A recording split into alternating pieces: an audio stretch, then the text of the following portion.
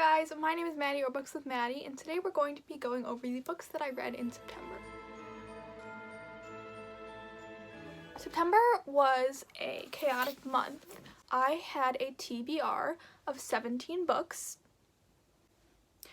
and I did not get through all those books. If you're not caught up with the deck of TBR situation, it's a mess, it's a disaster. Basically, I had 17 books that I was supposed to read for my deck of TBR. I also had some other books, some arcs that I had to finish up, some books for school. I ended up with a total of 15 books. So, we're just gonna go over those books today. I did 15 is quite a few books, so I'm gonna try to go through. Oh, by the way, I figured out this is a temporary place for Cheech Billin. He's my channel's mascot, if you're not aware, and he's sitting there for today. I don't have a shelf for him yet, so that's where he is. So we're gonna go over really quickly. We're gonna do this in the same style that we did July's video, which was panicked and rushed. I want to get all of them in and have my thoughts about them. So basically what I'm gonna do is I'm gonna go over all of the books from lowest rated to highest rated, give you a quick two-sentence synopsis, and then my thoughts about them in a bullet point fashion as quickly as I can. So we're gonna get kind of controversial this month. We have some really hyped books on here that I didn't enjoy, and so like please just like don't come for me after this video. I'm like genuinely a little bit scared to post this. So we're gonna do a quick overview. So I had 0 1-star books this month, so that's good. 1 2-star, 5 3-star books, 6 4-star books, and 3 5-star books. That adds up to a total of 15 books, I think. So basically we're gonna start from the bottom, we're gonna go to the top. This was like not my best reading month for my own personal taste. I didn't read a lot of books that I really enjoyed. A lot of my 5-star books, all of my 5-star books actually were rereads, unfortunately. So that kind of sucked. We're just gonna get started. We're gonna start off with 2-star books. There's only 1 2-star book, and it was Voices, The Final Hours of Joan of Arc by David Elliott. I have my laptop down here. That's why I'm gonna be looking here just because I'm reading off of extensive notes. This is an exploration of how Joan of Arc changed the course of history. It is told through medieval poetic forms and the voices of the people and objects in Joan of Arc's life. So basically it is entirely written in verse, in poetry, and also very specific forms of poetry. I gave it 2 stars. The synopsis of this book sounds like something that I would give 1,000,000 stars. If you know me at all, this book is like directly up my alley. It's been recommended to me quite a lot, especially in comparison to Blood, Water, Paint. So this is like a very similar format, a very similar subject material. But whereas this I gave 1,000,000 stars and is one of my favorite books of all time, this absolutely fell flat for me and was 2 stars.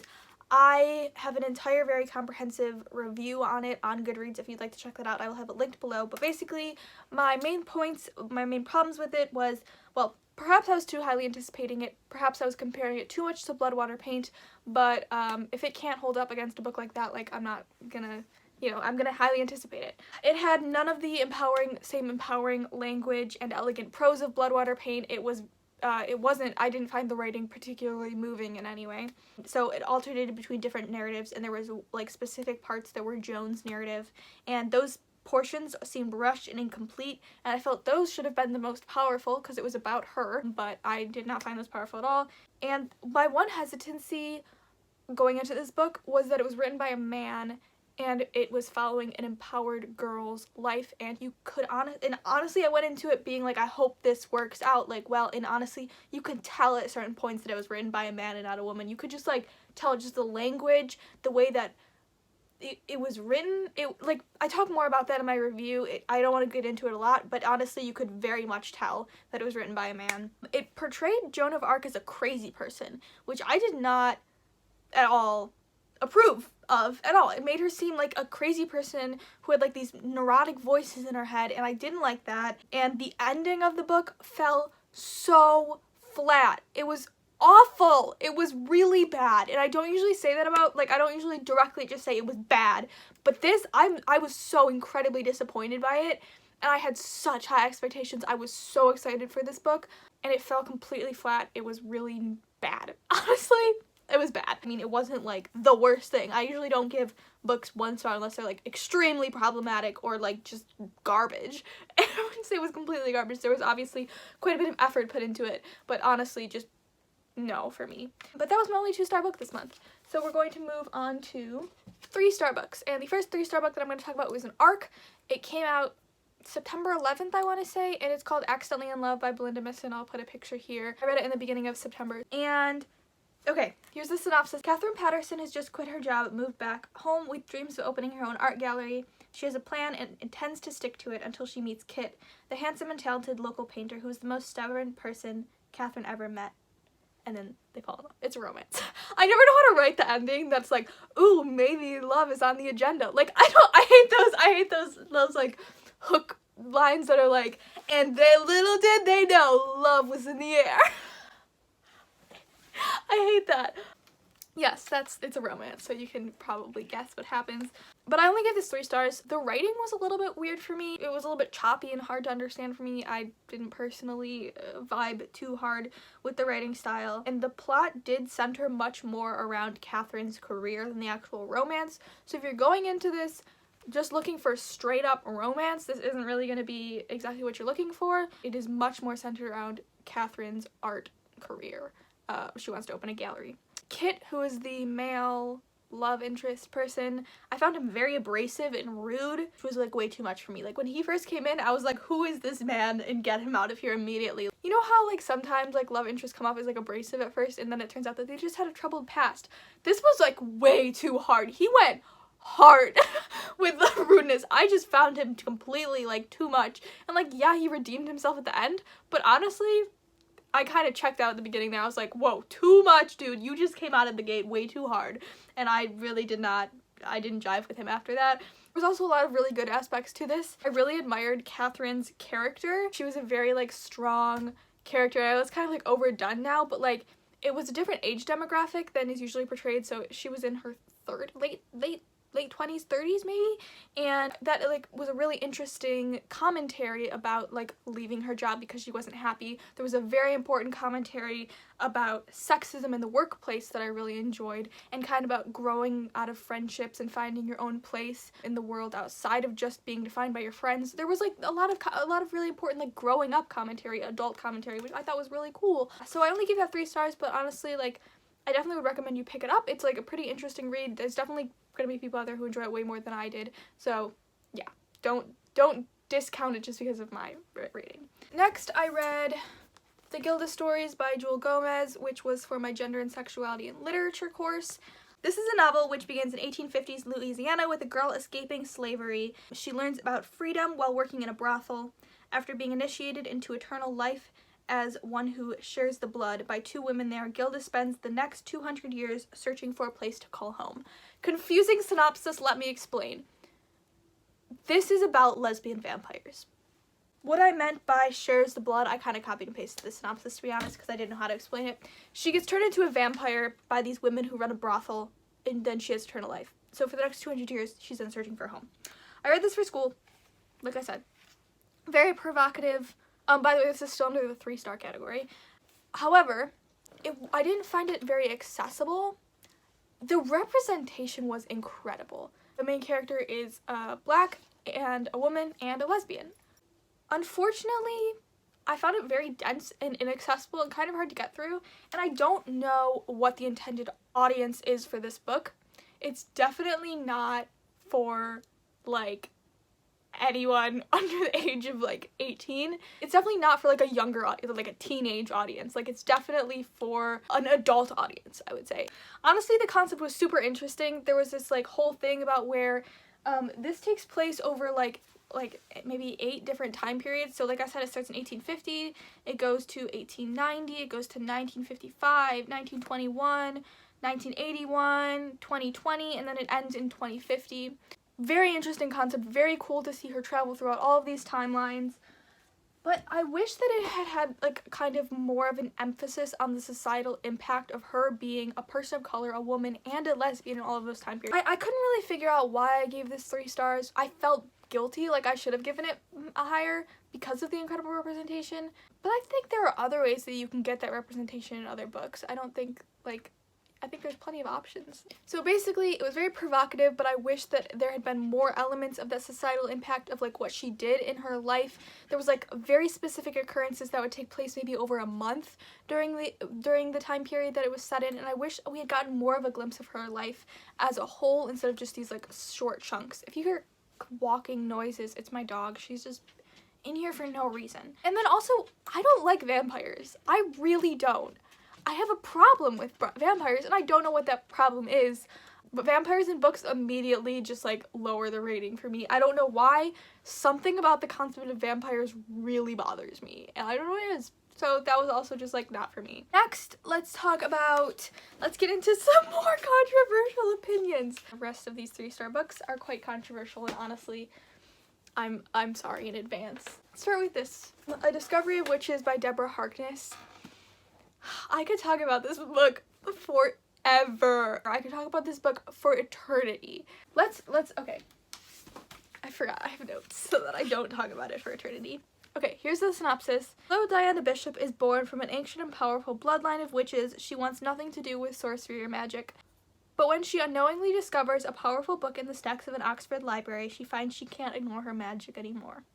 Great concept, right? What the heck? Okay. Basically, we're following Diana Bishop. She's a witch. She doesn't want to be a witch. She meets a vampire. Her and the vampire fall in love. That's it. I read 600 pages of this book, and like it could have happened in like 250, honestly. This book is so freaking average. It's so average. Like, I kind of wish I hadn't read it. I wasted so much of my time reading this book, and honestly, no. I say no. Like, oh my gosh. Vampires. Let's talk about the fact that there's vampires in this book, and I also have a problem with vampires. I just don't think I like paranormal things. That's not for me. That's really, really incredibly not for me. And so the male love interest, Matthew, is like a 7-foot tall vampire. Gosh, he's like so old. He's so freaking old. When I find out how old I won't say it because I don't know if that's a spoiler. You know he's old going into it. But like, because he like has eternal life. Honestly, the age gap, whoa. Why is that a thing that's allowed? Am I right? Am I right? Can we talk about the fact that that shouldn't be allowed? She was what, like 30? And he was like really old. Like, let me say this, more than 500 years old. And honestly, that's a big no for me. That's a big, solid, fat no. That is something that I feel very uncomfortable about. I just didn't like his character at all. I didn't like really any of the characters, to be honest. Besides like Sarah and Em, there's 2 characters, Sarah and Em. They're like Diana's aunts, and I liked them. They're cool. Honestly, everybody else was kind of trash. Especially Diana and Matthew. Especially Matthew. Honestly, like, some of the things in here were just way, like, crazy. And I was like, how are you like, at one point, like, okay, he's, like, predatory, right? Because he's a vampire, and so he hunts people. And sometimes she has to play dead so that he doesn't hunt her. What? Pardon.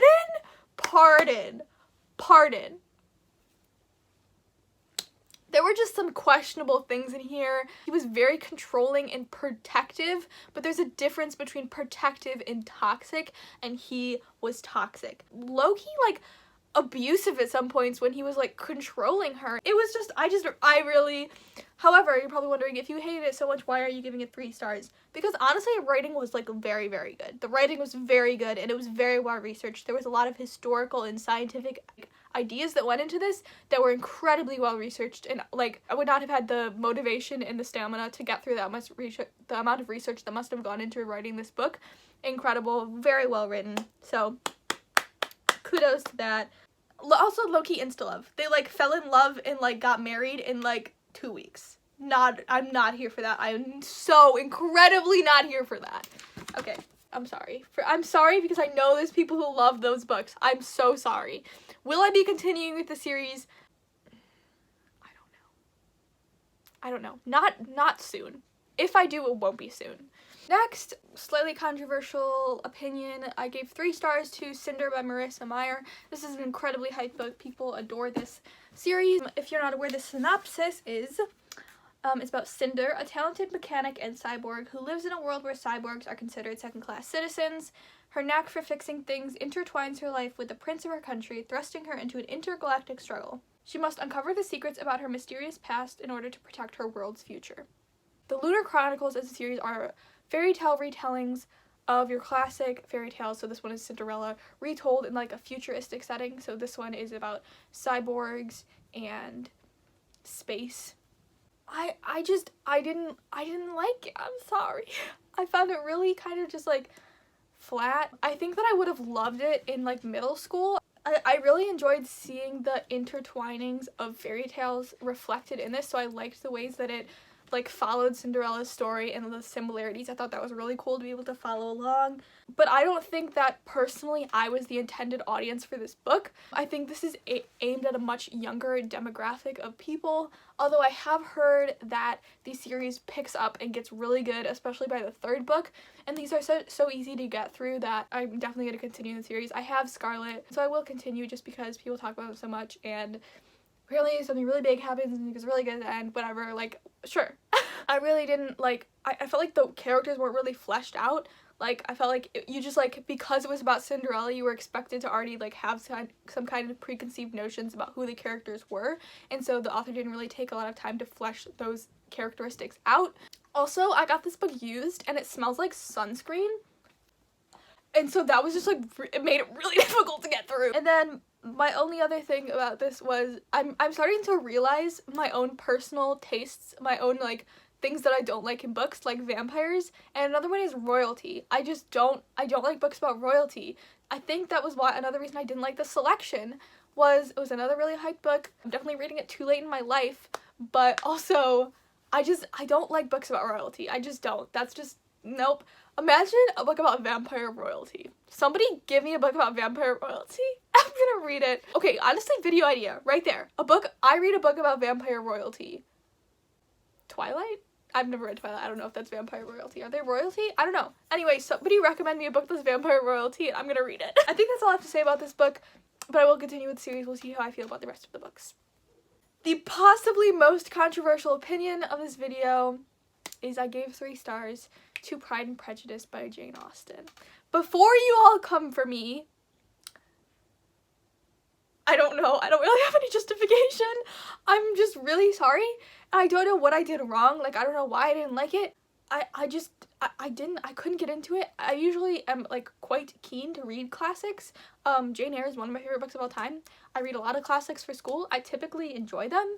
I don't know why this one I really just, like, couldn't, I just didn't really find anything very, like, interesting about it. I'm going off the basis that you know Pride and Prejudice isn't about, or at least you have a general idea. I know people enjoy the banter, people enjoy how, like, strong Elizabeth is as a character, and then the yearning. That's what people keep telling me, the yearning.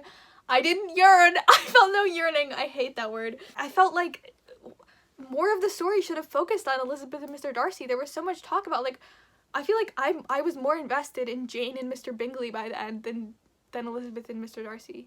Just me? Because I very much felt that way. I, like, appraise Jane Austen for writing this novel because it is way ahead of her time. And so, like, I do want that to be clear. This novel is incredibly ahead of her time, and she's an incredible writer. However, I just didn't connect with this novel very much, and I'm really sorry.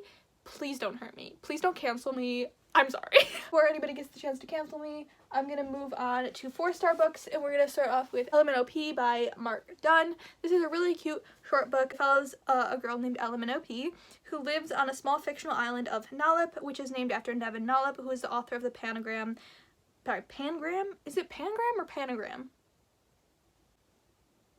I think it's Pangram. The quick brown fox jumps over the lazy hen. After letters from the memorial statue, which has that statement on it, begin to fall, the Totalitarian government council bans those letters, which fall. Ella finds herself needing to act quickly to save her friends, family, and beloved home as more and more letters get banned. That was kind of a confusing synopsis. Basically, there's the sign which says the quick brown fox jumps over the lazy hen, and the letters begin to fall, and as the letters fall, the government decides that people can't use those letters anymore. And so as the novel continues, letters that are written, like, it's an epistolary novel, so it's written in letters. Letters. Letters. As the people in this town write letters to each other, they can no longer use those letters. This is confusing because letters has two meanings in this situation. It was super cute. It was very, like, interesting to see how the author dictates his word choice based on what letters he can and cannot use and things like that. Very cool, very clever, very well written. It was just, like, cute and short and fun and clever, and I would highly recommend it if you're just looking for, like, an easy, you know, read for fun. And it also had really important messages about censorship and stuff like that and totalitarian governments, and you can go very deep into the rabbit hole of everything this book talks about. But honestly, I thought it was cute, short, and fun. But yeah, there's definitely messages about censorship and whatnot.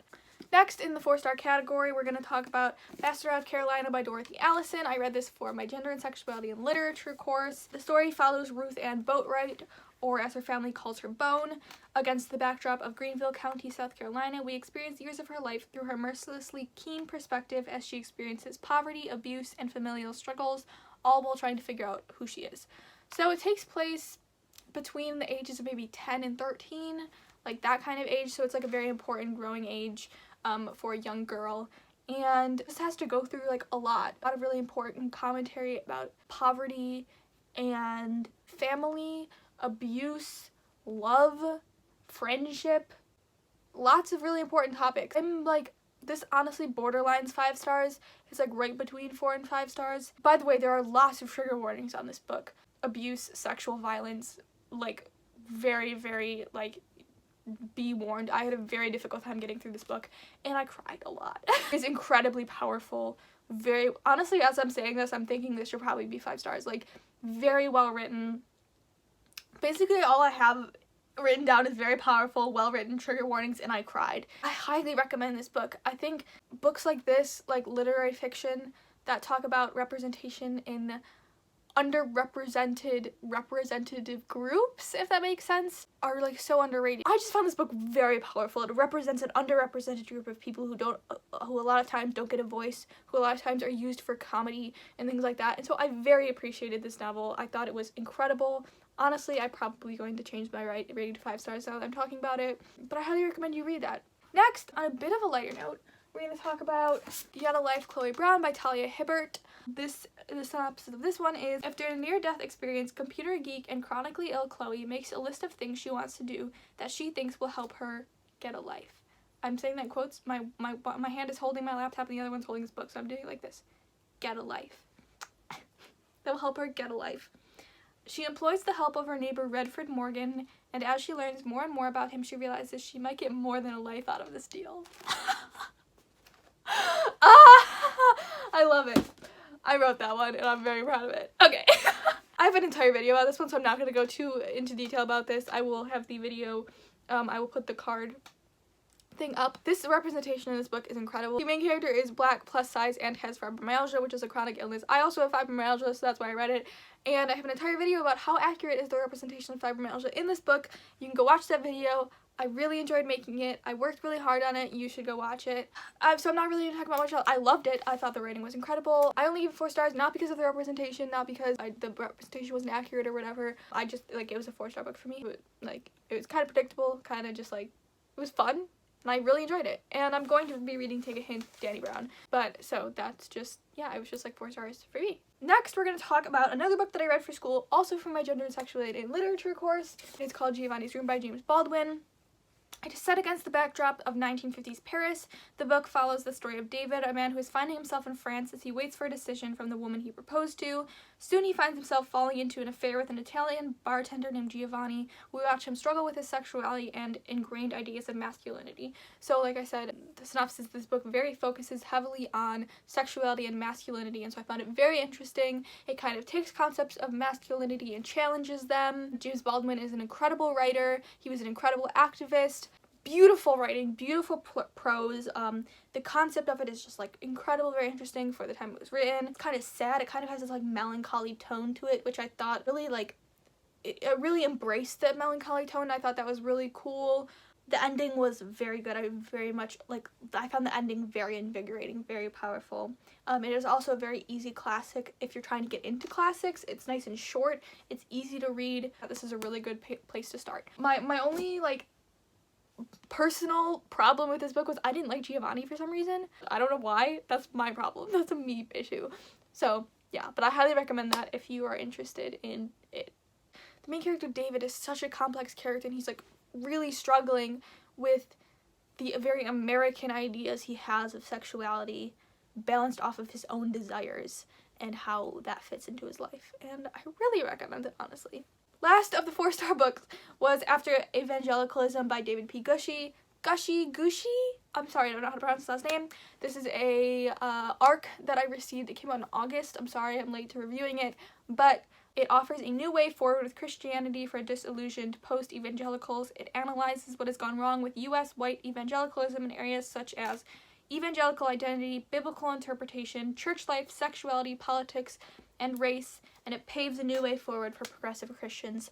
This like immediately caught my interest because a lot of times Christianity like has like a very like you make assumptions about somebody when you hear they're Christian. You assume that they're kind of like homophobic, that they're pro-life, that they're racist, and like things like that, and that is like a very much ingrained cultural American perspective of Christianity. And this kind of takes the people who reject that idea, who are progressive and open and like support the LGBT community, don't think women are less than men, aren't racist, and like all of these things, like it kind of encourages those groups of people to not just give up on their faith, but to pave a new way forward, and it helps them explore different perspectives of Christianity.